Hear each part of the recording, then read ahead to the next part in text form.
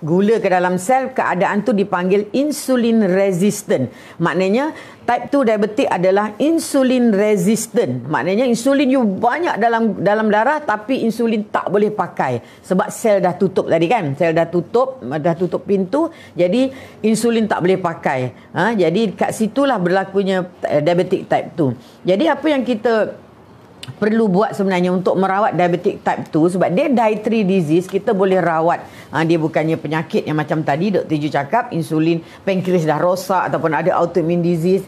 Jadi kalau disebabkan oleh dietary disease, kita perlu betulkan diet kita. Yang pertama, kita kena rawat insulin resistant. Macam manakah insulin resistant tu kita nak rawat? Tadi apa yang berlaku menyebabkan berlakunya insulin resistant? Maknanya sel you dah saturated, sel you dah penuh dengan gula sampai dia tak boleh terima lagi gula.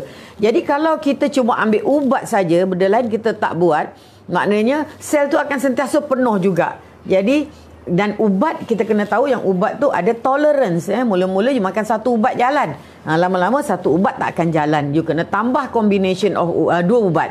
Mungkin dos dia dinaikkan, ataupun kalau dos semua dah naikkan pun tak jalan juga, masih tinggi juga. Apa yang berlaku, kita akan tambah satu ubat yang lain, grup lain pula, metformin atau dia ada tambah. Sekarang ni ada ubat yang dia dalam satu tablet ada 2 ubat, kadang-kadang combination 3 ubat. Lama-lama ubat semua dah jalan.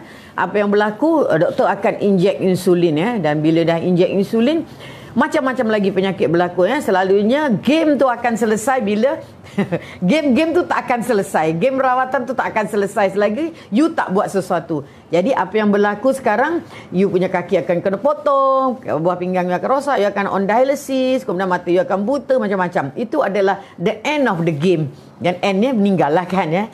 Jadi sebelum benda-benda tu boleh berlaku, sebenarnya you all boleh kawal kencing manis. Even ubat you akan boleh minimumkan. Even kalau yang pandai lagi, you boleh offkan ubat tu. Macam mana caranya? Kita rawat insulin resistant tadi. Insulin resistant. Jadi macam mana cara kita rawat insulin resistant? Kalau tadi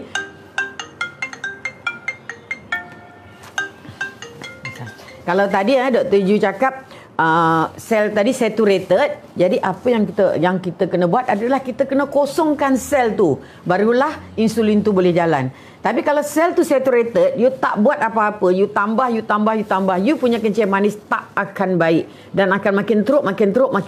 Jadi apa yang berlaku, pertama sekali adalah yang perlu anda buat adalah kena kosongkan sel tu.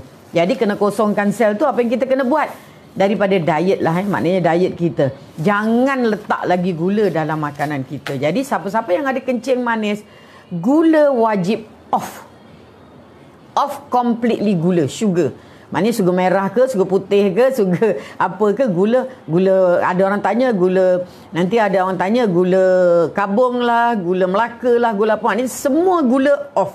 Kalau you all nak tahu, gula adalah pembunuh besar manusia kat zaman sekarang. Sebab gula ni sebenarnya yang paling jahat, kalau kita cakap pasal gula putih. Gula putih tu 70% daripada gula putih adalah fruktos. Yang jahat dalam gula tu adalah fruktos, dan fruktos ada di mana-mana. Jadi fruktos ni bila masuk ke dalam badan kita, masuk dalam cycle, dipanggil Krebs cycle. Apa yang berlaku, 85% daripada gula ditukarkan kepada VLDL, kolesterol yang sangat jahat. Jadi gula ni juga yang adalah penyebab tadi obesity tadi, menyebabkan sakit jantung sebabkan dia meningkatkan kita punya LDL, dia menyebabkan uric acid kita meningkat, dia block nitric oxide production, menyebabkan kita dapat hypertension. Dia adalah punca utama fatty liver dan liver cirrhosis. Banyak sekarang ni orang dapat liver cirrhosis. Maknanya lemak banyak dalam dia punya